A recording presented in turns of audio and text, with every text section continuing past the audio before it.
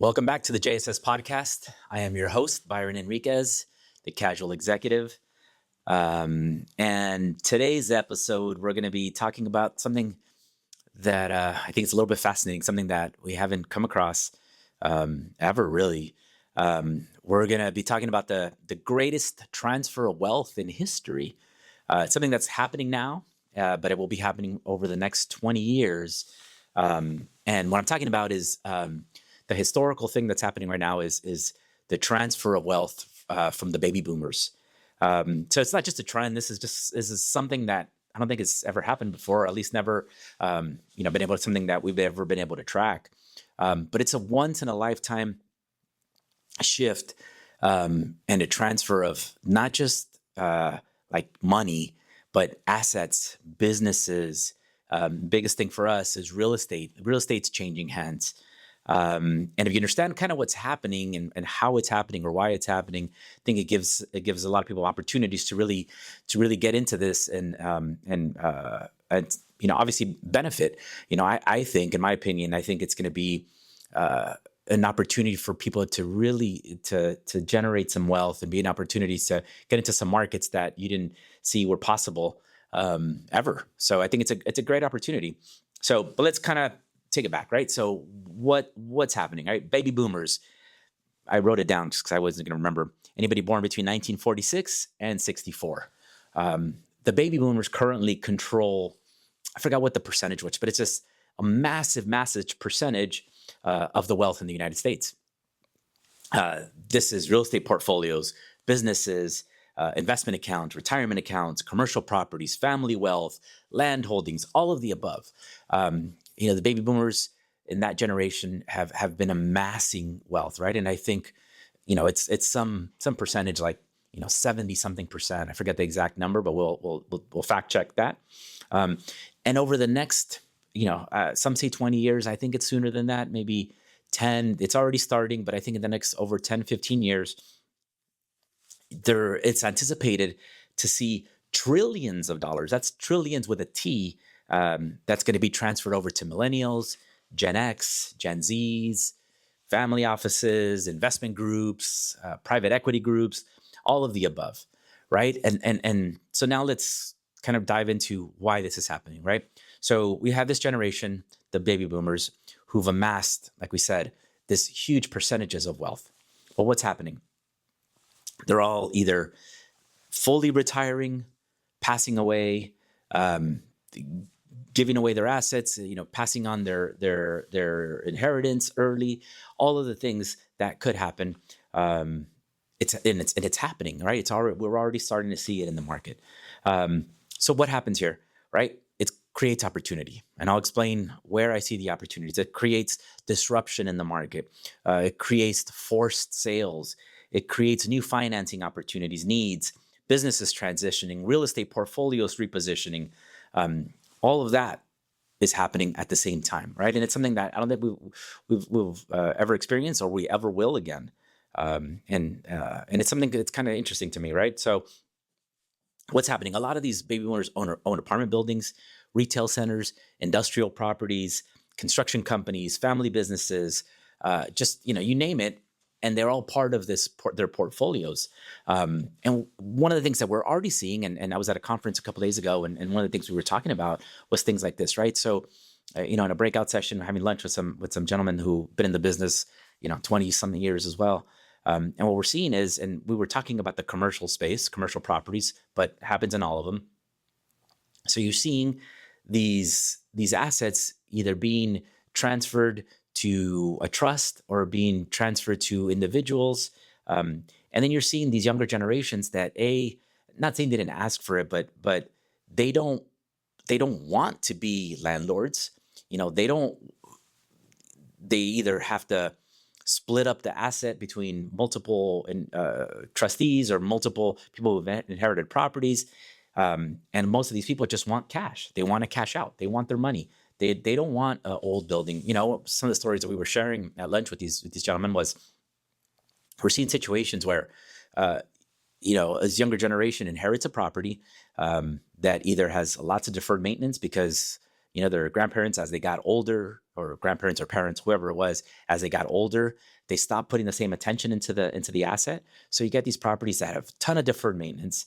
A lot of them have rents that are not market rents. A lot of these rents, somebody was mentioning a story that, they were helping a client that was having issues trying to finance a new property that had inherited from their grandparents. But the challenge was the rents were severely below market. We're talking rents hadn't been increased in 15 years, right? There was a unit that he said was renting for $800 a month, his office space. Market rent was closer to $4,000 a month. And this person who, was in that space says, hey, I've been renting from your grandfather for 25, 30 years, whatever it was.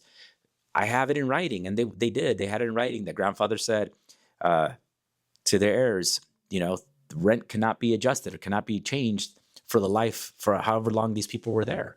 So we have these weird situations where yeah, they're inheriting this asset, but now they're getting into being landlords that they don't want to be. This property had so much deferred maintenance that the client, the heir, inherited.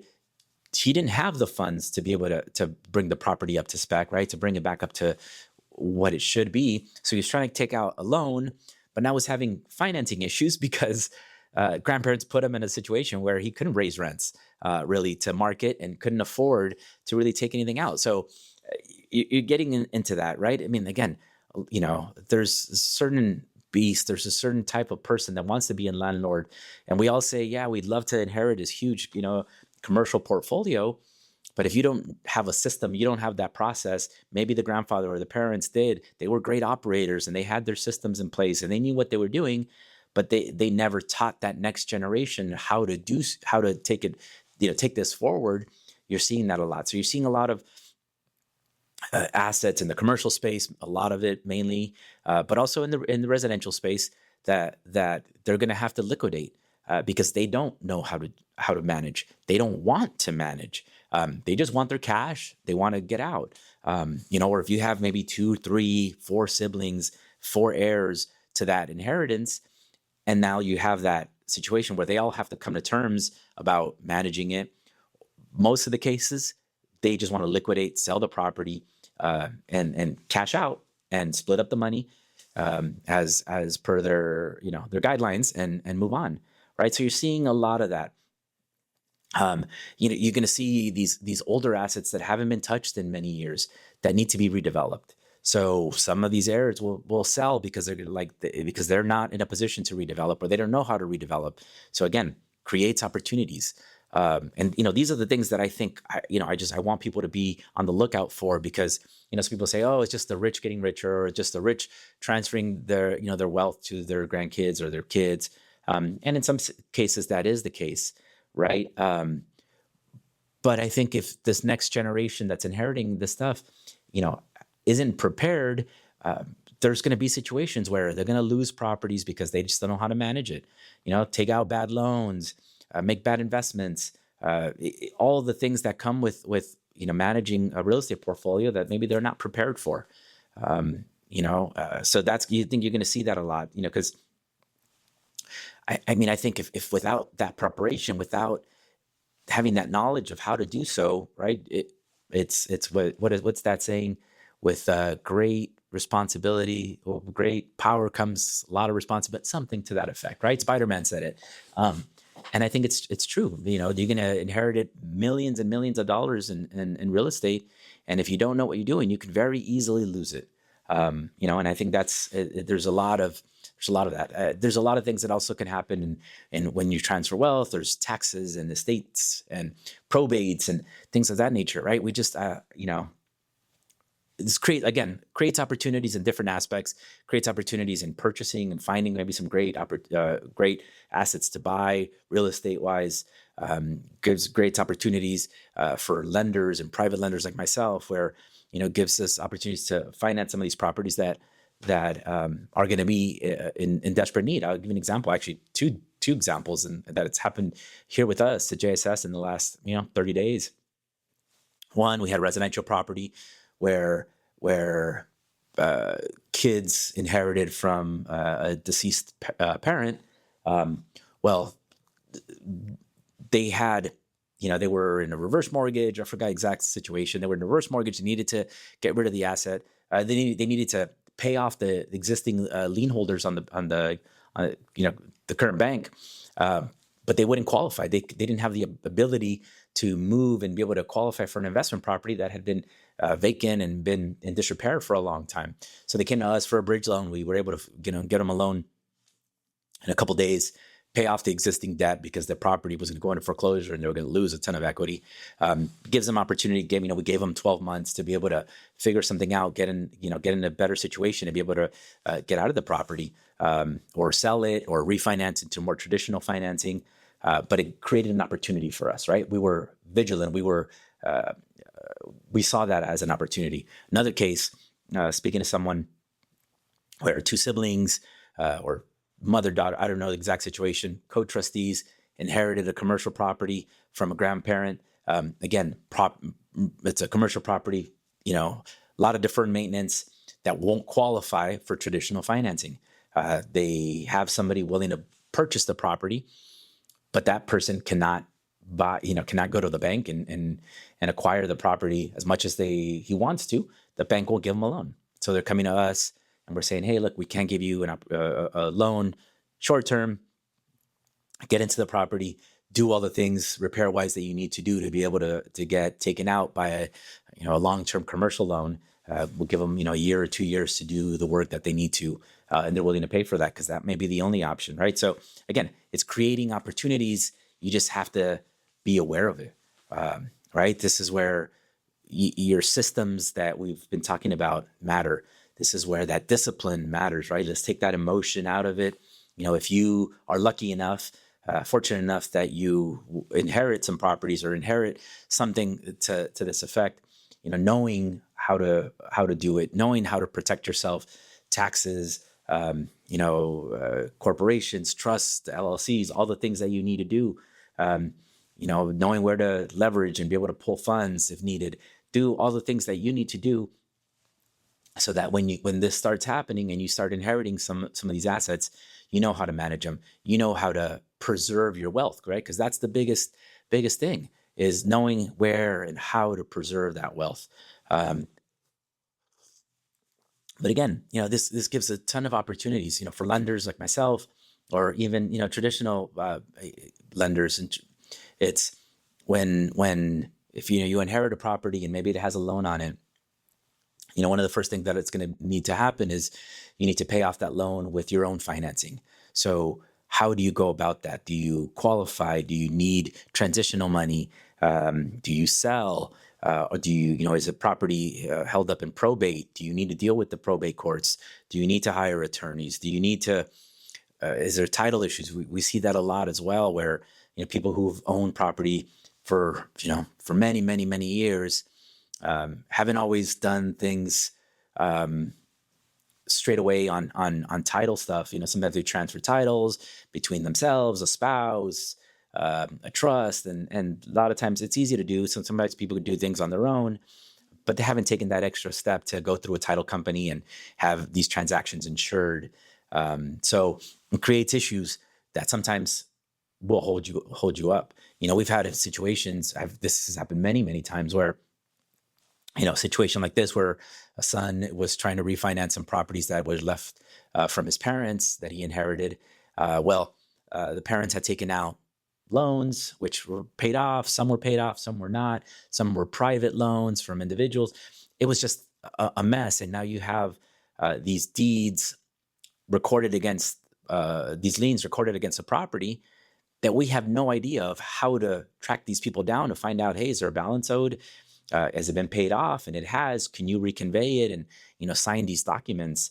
It creates a lot of issues where when you don't know, because there was something that was created in the 70s, something that was done, such a long time ago, and obviously the person who agreed to it has since passed away.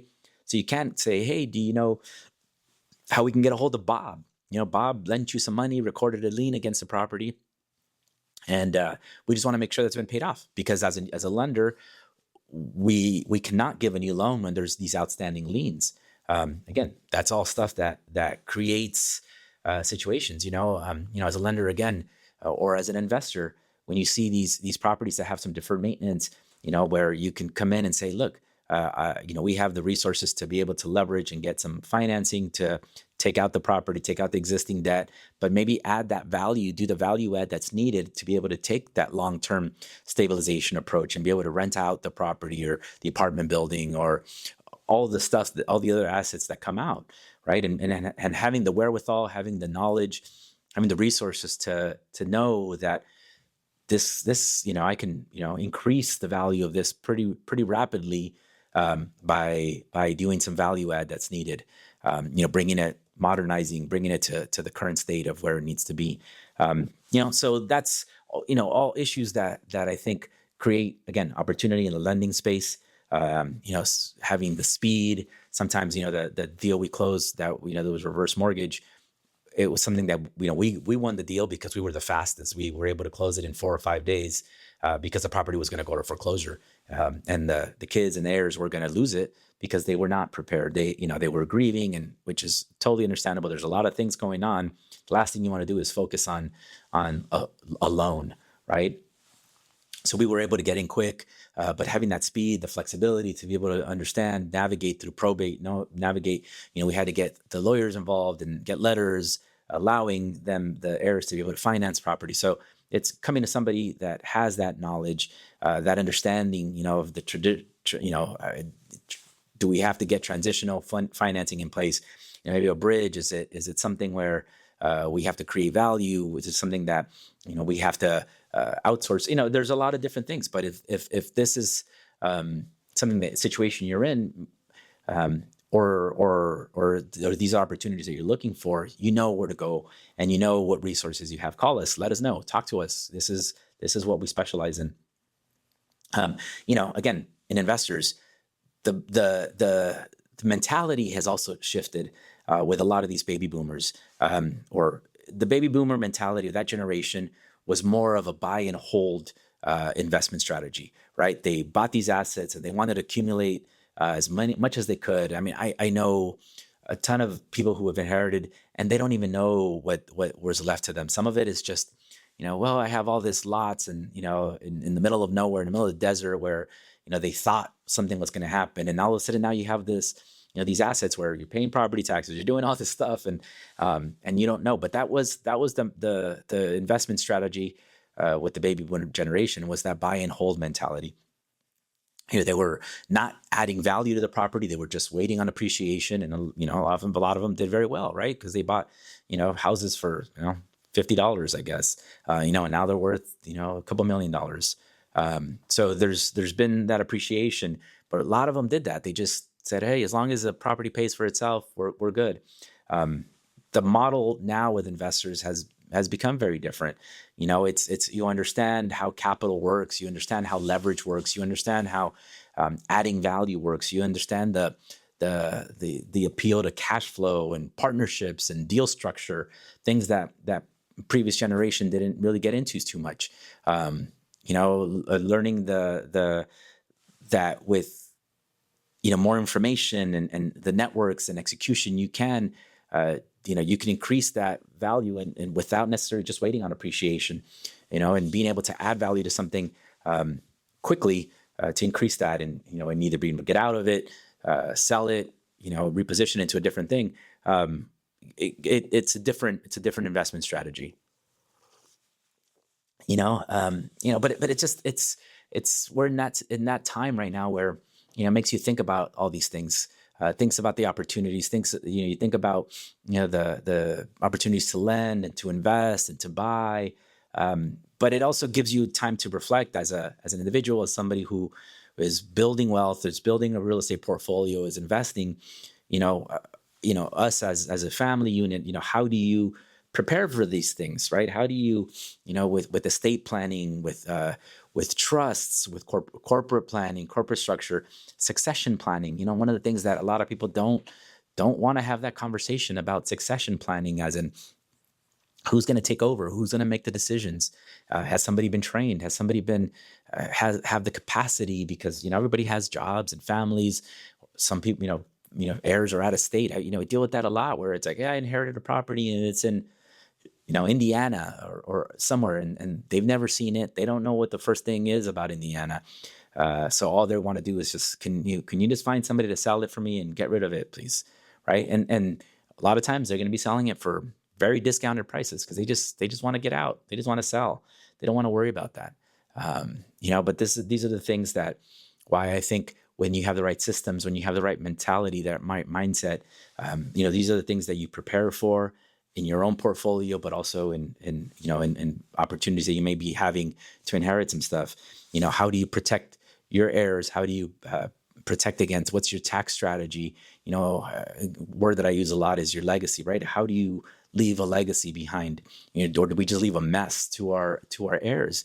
I've seen so many situations where somebody passes away unprepared, thinking they did great, but then there's all these tax liabilities. You're just leaving people a mess to clean up, right? You haven't done things properly. You haven't taken out the right financing, the right loans, borrowed from Peter to pay Paul, and then you have all these debts or all these outstanding liens or judgments and things that you think, sometimes you're just leaving a headache behind. So how do you prepare for that? How do you, preserve your assets, and how do you build something for long term, so that you can leave a legacy behind of something that's meaningful, something that has a lot of value to it. But anyway, yeah. I mean, I think the next 10, 15 years are going to be very telling of what happens. And again, something that's already happening. I see it every day now, and I think the people that are going to benefit, the people who are going to be able to take advantage and grow from this and become millionaires, right? I think you're going to see the creation of a lot more people will turn into millionaires that didn't have these opportunities before. But it's going to be about who can operate, who can manage these assets, who has the vision to see these opportunities, who can structure deals, who can solve problems, who has access to liquidity and know where to do it. And more importantly, who can move quickly. Sometimes there's situations where you got to make a decision pretty quick. So if we've done and we built the foundation of a system, you built the foundation of a network that you have, you will be ready. Will you be ready? I guess is the better question. Will you be positioned to take advantage of it? Will you have that wherewithal to be able to jump on something that's a good opportunity to invest? So again, this is just things that are on top of my head, things that I see happening, things that I see happening every day now in this world. And I think there's going to be a big shift, and I think it's great. I think it's a good time for us to be open to this, have conversations, be open to have a vision, and be able to take advantage of some of this stuff. Don't be afraid to make some investments. Don't be afraid to put yourself out there, because I think there's going to be an opportunity to build some definite wealth. So again, you want to partner with someone that knows what they're talking about. Partner with someone that has the experience. Not to make a plug, but this is what we do, right? We're here. We have access to real estate, mortgage, capital partners for investing. We have a little bit of everything, all as a one-stop shop. You need some advice, you need guidance. Our team can definitely help you either dispose of assets, find new assets, find lending. Get if you need to invest in some lending notes and make some passive income. If you need financing for project to value add, bridge, temporary financing to be able to reposition that asset, I think this is, we will be here and we'd love to talk to you. So again, thank you guys for listening. If you guys are finding value, follow us, share, take a listen. We put some effort into this, and we hope to be driving some value to you guys. So thank you guys again, and see you again next week.